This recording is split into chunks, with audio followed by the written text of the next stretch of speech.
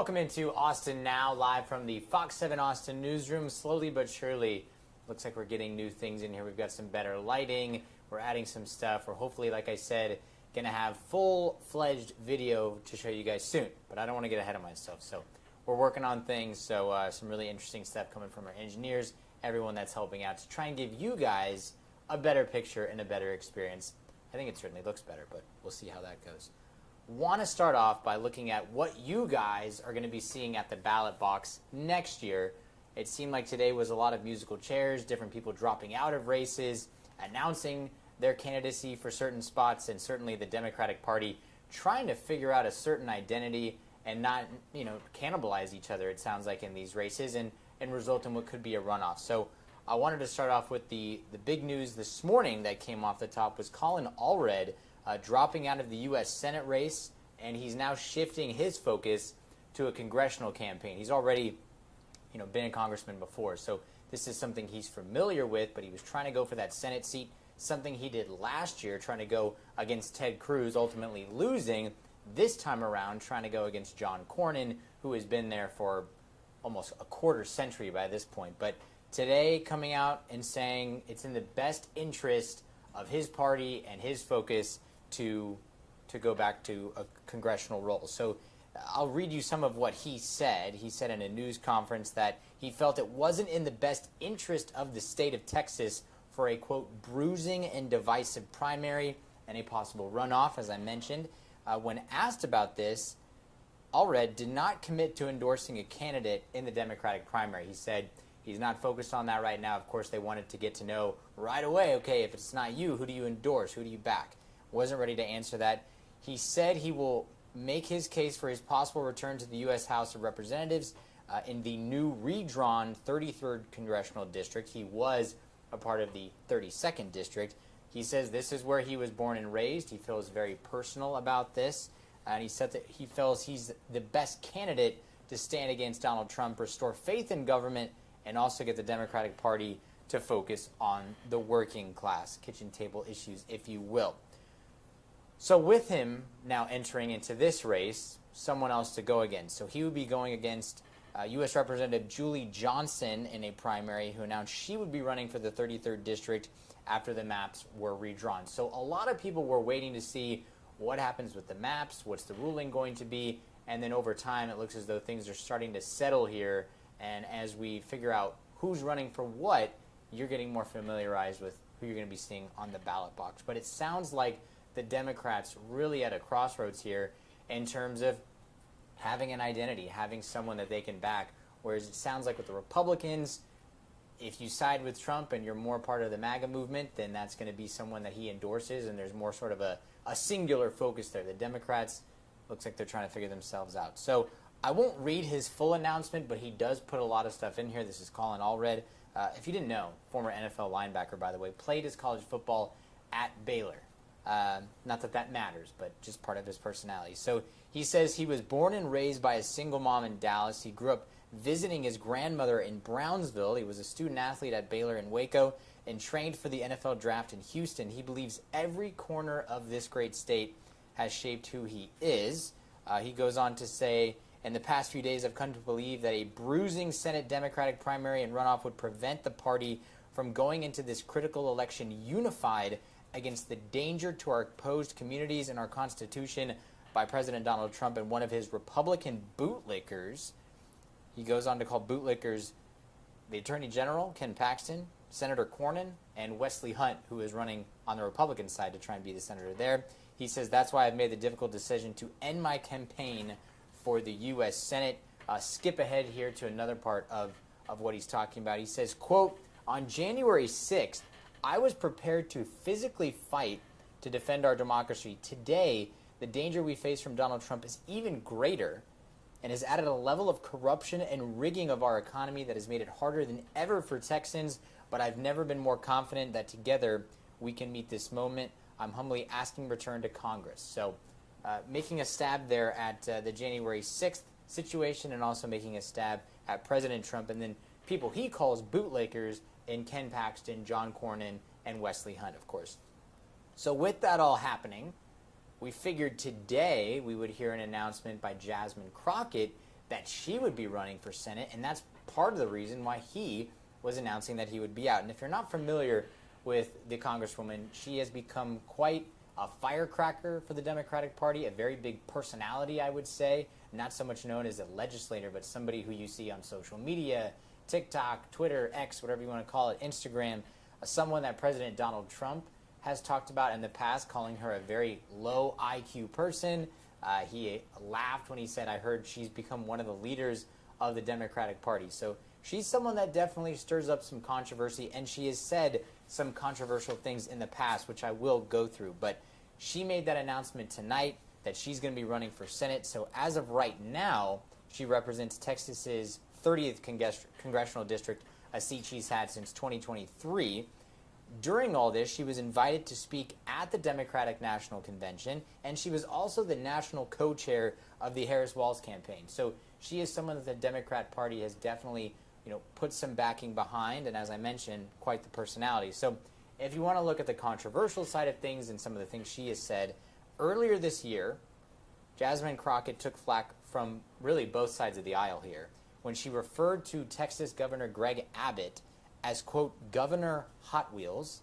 She walked back that statement, and she said that she was referring to the planes, trains, and automobiles he used to transfer migrants to communities run by black mayors. So she was obviously, what she's saying, not making fun of the fact that he is in a wheelchair, but many people not believing what she said in her statement.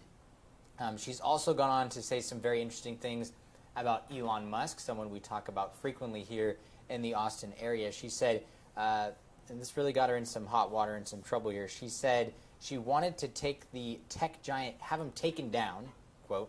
She denied assertions that she was calling for violence with the comments saying she was speaking figuratively.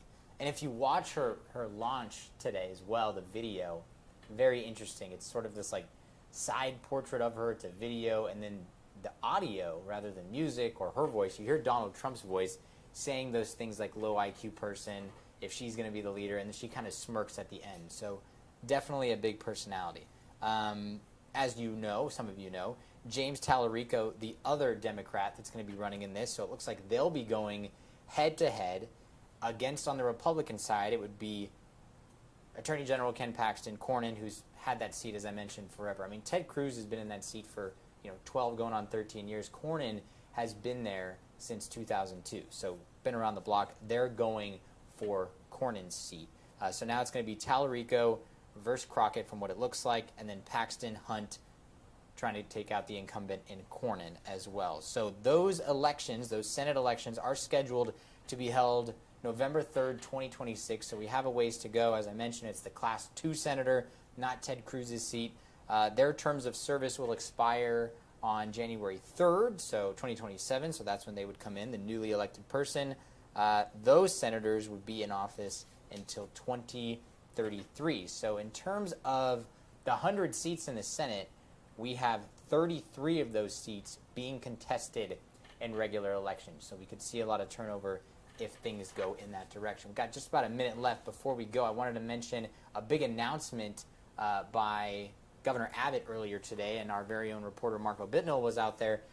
Turning Point USA, if you're not familiar, the massive conservative, I guess you could call it, political organization, or some people don't call it that, but it's a massive organization with millions of followers that was headed by Charlie Kirk, who obviously was assassinated back in September. But Turning Point USA partnering with Abbott, Lieutenant Governor Dan Patrick, talking about wanting to have more chapters in high schools here in Texas than anywhere else across the country.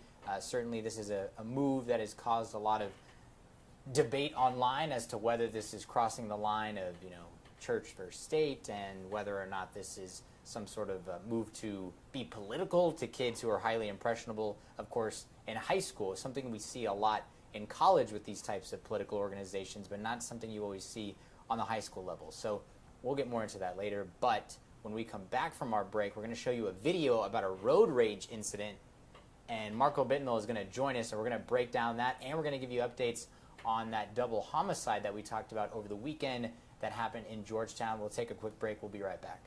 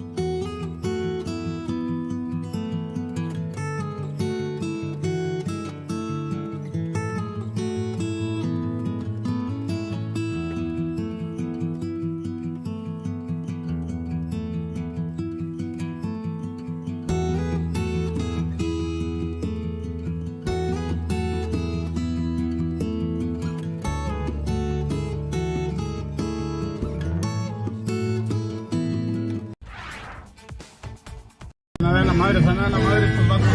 Órale, órale. Bájate, bájate, bájate, rómpele su madre. Rómpele su madre.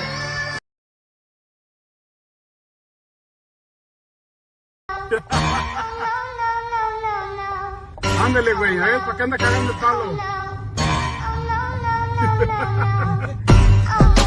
Vámonos.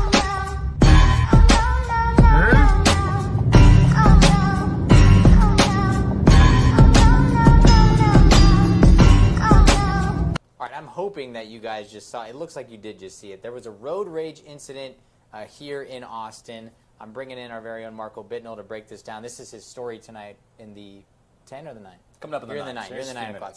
So, obviously, if you just saw the video there, we've got a guy trying to, it sounds like, merge, I guess. And then all of a sudden, he gets out of his car, and he has what looks like a weapon of some sort, and bashes this dude's window in. He was ready to go. So Yeah. you see this Subaru pull right in front of a Honda Civic. Really no time elapses at all. He pulls in front, slams on the brakes. He hops out of the car. And before this Honda Civic owner, they barely open their door. This guy has what appears to be a baton in his hand, smashes the window in, and then just in a matter of seconds, he's back in his Subaru, and he drives off. And then you see this Honda Civic driver, he takes no time, or whoever this is, wastes no time following them. You see they both pull off on the side of the road to get around these other cars, and they get back in traffic, and we can only assume that the chase continues from there. But an absolutely wild video. This happened back on Friday, APD told us, so a few days now. So, yeah, as you mentioned, what is the latest on have they figured out who this was? Is there charges that could be filed? I mean, what have you learned from law enforcement? Yeah, so we did reach out to APD today. They did get back with us. They said they have no suspects arrested right now. They're treating it as a case. It's an assault with bodily injury. So we didn't get too many details from APD, but we did talk to a few people. We talked to a criminal defense attorney who is very familiar with these road rage incidents. We also talked to AAA, who gave us some pretty amazing stats on how often this is happening, specifically in Texas as well. But we'll start with our criminal defense attorney. He says, based off what you can see, that is easily aggravated assault with a deadly weapon. He said that person using that baton is no different than them using a gun. So if they would have walked up with a gun, pointed at him, smashed their window in with a gun, he said it's the exact same thing. Wow. So he says that sentence right there, if they do find this person, convict them 2 to 20 years in a Texas state prison. 2 to 20 years? Yeah. So, do we know what he has in his hand there? It's not clear from the video. It looks like some sort of metal but it looks like baton. almost like what a police officer would use Yes, in terms of what they have, a metal baton, and he has it ready to go. He was ready to use it, so obviously he probably had that in the car to use for that exact moment, I can assume. But then, moving on to AAA, though, we did talk to one of their representatives today as well.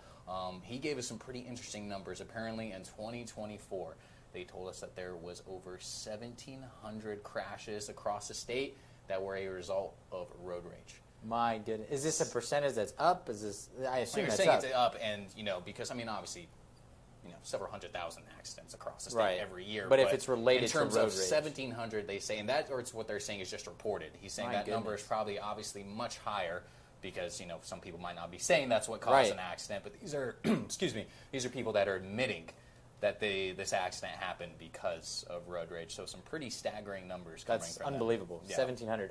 He will have that story coming up at 9 o'clock. You'll be able to see that video that we're talking about better if you missed it at the start of the segment, but it is a wild, wild road rage incident. It doesn't even look real, really, but you guys will see it coming up here. Before we let you go, though, we got about 4 minutes left here. You were covering a very serious story over the weekend, and all of a sudden, you're out there, you're giving me a call, and you're saying, hey, I think there's more to this story here. So, double homicide from what it looks like in Georgetown involving 3 men who lived in the same house, 2 of them dead. What did you learn when you were at the scene? And you were there all day. Yeah, we should. And this was, a very long investigation. Of course, it's still ongoing. But in terms of the Georgetown PD being on scene over there, this happened late at night. We'll give you kind of the rundown. 10:30 on Friday night over there in Georgetown. They get a fire call. A fire had started. There was smoke coming from a building or from one of the houses over there along in the Sun City community.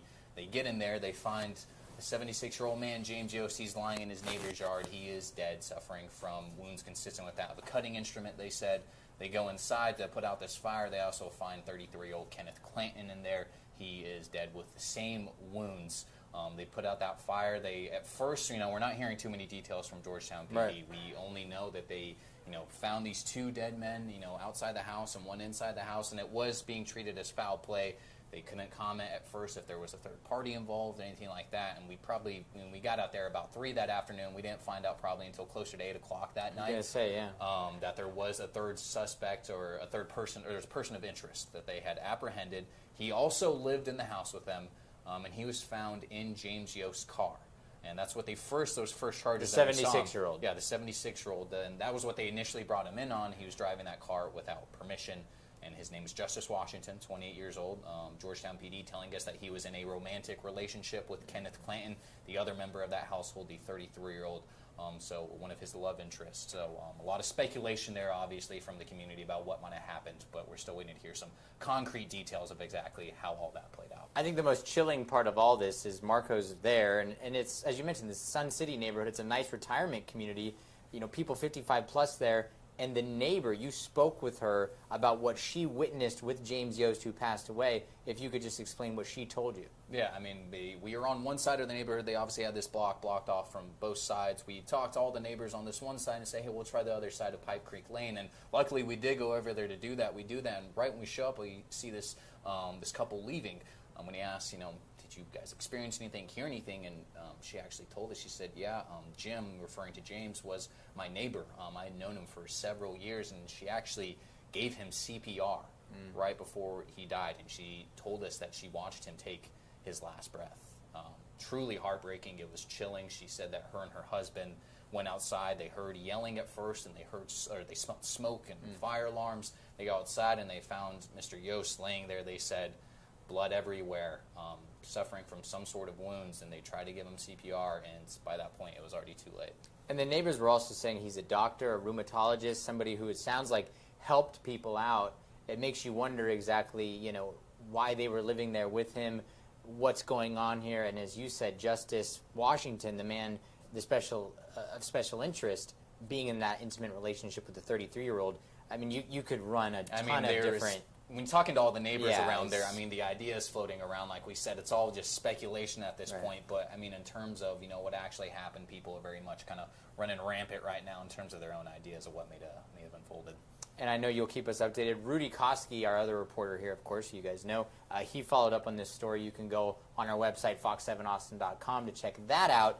And you can watch him in the 9 o'clock coming up here in just about 10 minutes with the latest on that road rage incident. Anything else interesting? You got 10 seconds. 10 seconds? Not too much. Love you, Austin. I'll say that. We'll see you guys after the break. We'll talk about Texas football.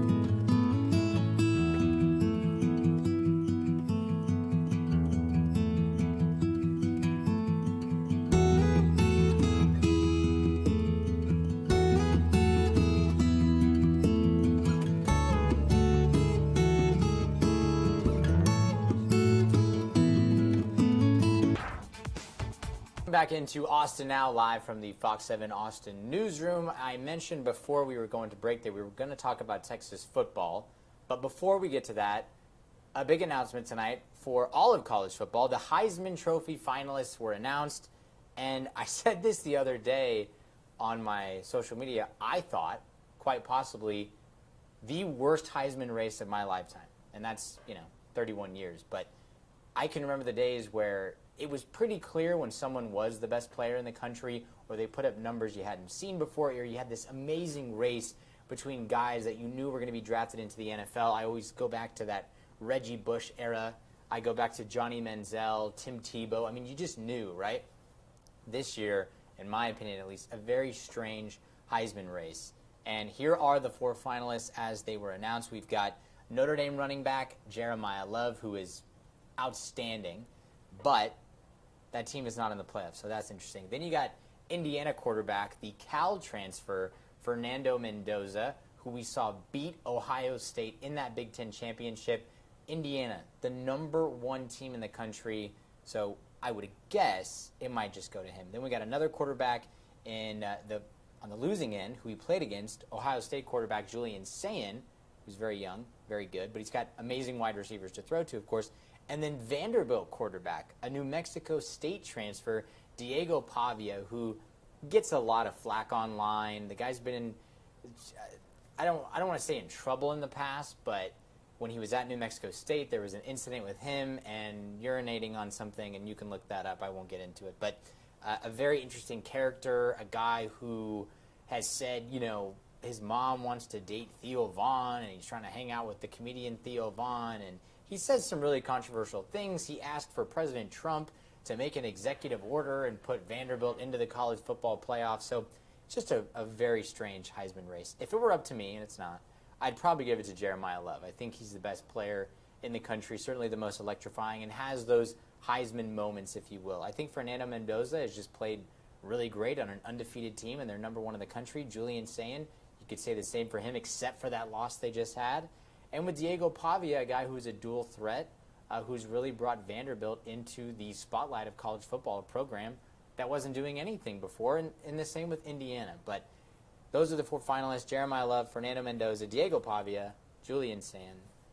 Arch Manning, nowhere near that, even though at the beginning of the year, the Texas quarterback was the betting favorite for the Heisman. And boy, oh boy, are we a far cry from all of that. And speaking of Texas football, we were debating last week if they could be in this college football playoff after they beat an undefeated Texas A&M team. Of course, it was here at DKR, but we thought, hey, that's a good win. Yeah, they have 3 losses, but their losses are pretty good losses, except for Florida.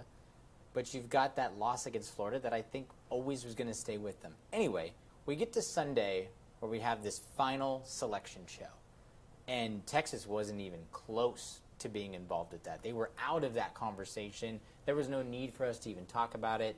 Obviously, Coach Sark going out and doing his politicking and going on as many shows as he could to build the case as to why Texas should be in. Nowhere close. Alabama gets in. They have 3 losses as well, but they lost their last game against Georgia in the SEC championship. And they didn't look great.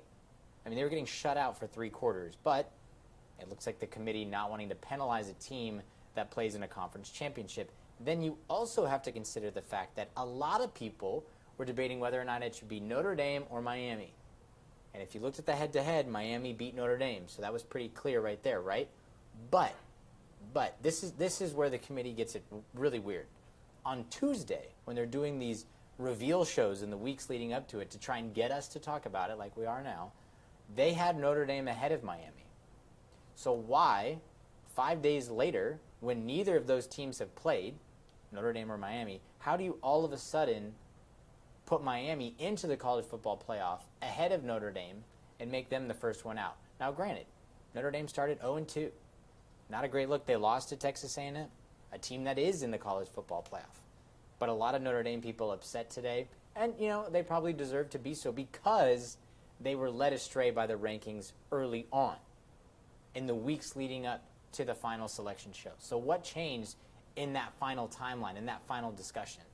And Notre Dame's athletic director, Pete Bavacqua, coming out today and saying there is possible permanent damage with the ACC, that conference. Now, that's not a conference they're involved with in football. They're still independent, but that is a conference they're involved with 24 other sports.